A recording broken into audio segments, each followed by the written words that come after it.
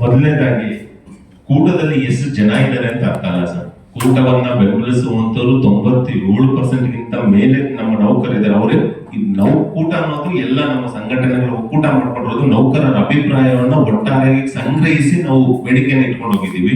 ಅದನ್ನ ಕಳೆದ 2021ರಲ್ಲಿ ತಾವೆಲ್ಲ ನೋಡಿರ್ಬೋದು. ಅಷ್ಟು ದೊಡ್ಡ ಮಟ್ಟದ ಹೋರಾಟ ನಡೆದಿದ್ದು ಒಂದು ಶಾಶ್ವತವಾದ ಪರಿಹಾರಕ್ಕೆ. ಸೊ ಇವಾಗಲೂ ಅದೇ ಒಂದು ಬದ್ಧತೆಯಲ್ಲಿ ಜನ ಕಾಯ್ತಾ ಇದ್ದಾರೆ. ಸೊ ಯಾವುದೇ ಕಾರಣಕ್ಕೂ ಮುಷ್ಕರ ನಡೆಯಲ್ಲ. ಮತ್ತೆ ಎಸ್ಮಾ ಕಾಯ್ದೆ ಅನ್ನೋದು ವಿಚಾರವಾಗಿ ಇನ್ನೂ ಸರ್ಕಾರಗಳು ಹಂತಕ್ಕೆ ಹೋಗಲ್ಲ. ಕಳೆದ ಬಾರಿ ಅಷ್ಟು ದೊಡ್ಡ ಹೋರಾಟದಲ್ಲೂ ಸಹ ಹೋಗಿಲ್ಲ.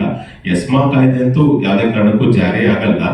ಸೊ ಆದ್ರೆ ಅದಕ್ಕೆ ತಕ್ಕಂತೆ ಏನು ಇವರು ಊಹಾಪೋಹಗಳಲ್ಲಿ ಏನು ಜಂಟಿ ಕ್ರಿಯಾ ಸಮಿತಿಯವರು ಹರಡಿಸ್ತಾ ಇದ್ದಾರೆ, ಇದು ಅವರ ಒಂದು ಕುತಂತ್ರ ಹೊರತು ಸರ್ಕಾರದ ಮಟ್ಟದಲ್ಲಿ ಇತರ ಚಿಂತನೆಗಳು ಅಧಿಕಾರ ವರ್ಗದಲ್ಲಿ ನಡೀತಾ ಇಲ್ಲ. ಈಗಾಗಲೇ ನಾವು ನಮ್ಮ ಶಿವಶಂಕರ್ ಸರ್ ಹೇಳಿದಂಗೆ 224 ಕೋಟಿ ಏನು ನಿವೃತ್ತಿ ನೌಕರಿಗೆ ಉಪಧನ ಮತ್ತೆ ಲೀವ್ ಎನ್ಕೇಶ್ಮೆಂಟ್ ನ ಕೊಡ್ತಾ ಇದ್ದಾರೆ. ಅದು ಕಳೆದ 2 ತಿಂಗಳಿಂದ ವಿಧಾನಸೌಧದಲ್ಲಿ ಏನ್ ನಡೀತು ಆ ಒಂದು ಸಭೆಯಲ್ಲೇ ಹೇಳಿದ್ದಾರೆ, ನಾವು ನಿವೃತ್ತಿ ನೌಕರಿಗೆ ಇದನ್ನ ಅವ್ರಿಗೆ ಏನ್ ಕೊಡ್ಬೇಕು ಆರ್ಥಿಕ ಸೌಲಭ್ಯಗಳನ್ನ ಕೊಡ್ತೀವಿ ಅನ್ನೋದನ್ನ ಸರ್ಕಾರದಲ್ಲಿ ಹಂತವಾಗಿ ಫೈನಾನ್ಸ್ ಕ್ಲಿಯರ್ ಆಗಿ ಈಗ ಬಂದಿದೆ. ಅದನ್ನ ಕೊಟ್ಟಿದ್ದನ್ನ ನಾವು ಮುಷ್ಕರದಿಂದ ಕೊಟ್ಟಿದ್ದ ನೋಟಿಸ್ ಪರಿಣಾಮ ಅಂತ ಬಿಂಬಿಸ್ಕೊಳಕ್ ಹೋಗ್ತಾ ಇದ್ದಾರೆ.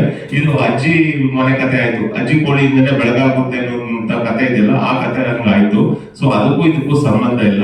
ಈಗಾಗಲೇ ಸರ್ಕಾರ ನೀವು ನೋಡಿರ್ಬೋದು 2016-17ರಿಂದನೇ ನಮ್ಗೆ ಟಿಕೆಟ್ ಫೇರ್ ಜಾಸ್ತಿ ಆಗಿರ್ಲಿಲ್ಲ. ಮತ್ತೆ 2025 1,25,000 ನೌಕರರಿದ್ದಷ್ಟು ಸಂಖ್ಯೆ 1,04,000 ಇಳಿದಿತ್ತು. ಈಗ ಹಂತವಾಗಿ 1,17,000 ನೌಕರರಾಗಿದ್ದಾರೆ, ನೇಮಕಾತಿಗಳಾಗಿದ್ದಾರೆ. ಅನುಕಂಪದ ಆಧಾರದ ಮೇಲೆ ನೇಮಕಾತಿಗಳಾಗ್ತಾ ಇದ್ದಾರೆ. ಜೊತೆಗೆ ಅದಕ್ಕೆ ಹೊಸ ಬಸ್ಸುಗಳ ಖರೀದಿ, ಹಂತವಾಗಿ ಹೊಸ ಬಸ್ಸುಗಳ ಖರೀದಿಗಳನ್ನ ನಡೆಸಿದ್ದಾರೆ. ಸೊ ಸರ್ಕಾರಗಳು ಮೊದಲು ಆ ಸಂಸ್ಥೆಯನ್ನ ಆರ್ಥಿಕವಾಗಿ ಸಬಲೀಕರಣ ಮಾಡಕ್ಕೆ ಎಲ್ಲ ಹೆಜ್ಜೆಗಳು ನೀಡಿದೆ. ಇನ್ನು ನಮ್ಮ ಬೇಡಿಕೆಗೆ ಸಹ ಈಗಾಗಲೇ ಟಿಕೆಟ್ ಫೇರ್ಗಳ ಹೆಚ್ಚಿಗೆ ಮಾಡುವುದ್ರ ವಿಚಾರವಾಗಿರ್ಬೋದು, ಇನ್ನು ಸ್ವಲ್ಪ ಆರ್ಥಿಕ ಕ್ರೋಢೀಕರಣ ನಮ್ಮ ಬೇಡಿಕೆಯನ್ನು ಈಡೇರಿಸಿ ನಿಟ್ಟಿನಲ್ಲಿ ಸರ್ಕಾರ ಮುಂದಿದೆ. ಆದ್ರಿಂದ ಇದಕ್ಕೆಲ್ಲ ಯಾವುದೇ ಒಂದು ಊಹಾಪೋಹಗಳಿಗೆ ನೌಕರರು ಮತ್ತು ಸಂಘಟನೆಯ ಪದಾಧಿಕಾರಿಗಳು ಯಾರು ತಲೆ ಕೆಡಿಸ್ಕೊಂಡಿಲ್ಲ ಸರ್. ನೀವು ಮುಷ್ಕರಕ್ಕೆ ಕರೆ ನೀಡ್ತೀರಾ, ಅವರು ವಿರೋಧ ಮಾಡ್ತಾರೆ. ಅವರು ಮುಷ್ಕರಕ್ಕೆ ಪ್ರತಿಭಟನೆಗೆ ಕರೆ ನೀಡ್ತಾರೆ, ನೀವು ವಿರೋಧ ಮಾಡ್ತೀರಾ.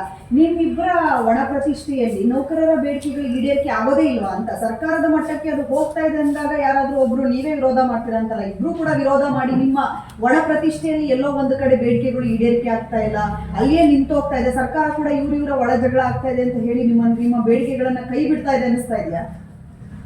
ಮೇಡಮ್, ಖಂಡಿತ ಇದು ಸಂಘಟನೆಗಳ ಕಿತ್ತಾಟ ಅಂತ ಒಂದು ಮೇಲ್ನೋಟಕ್ಕೆ ಕಾಣಿಸ್ತಾ ಇದೆ.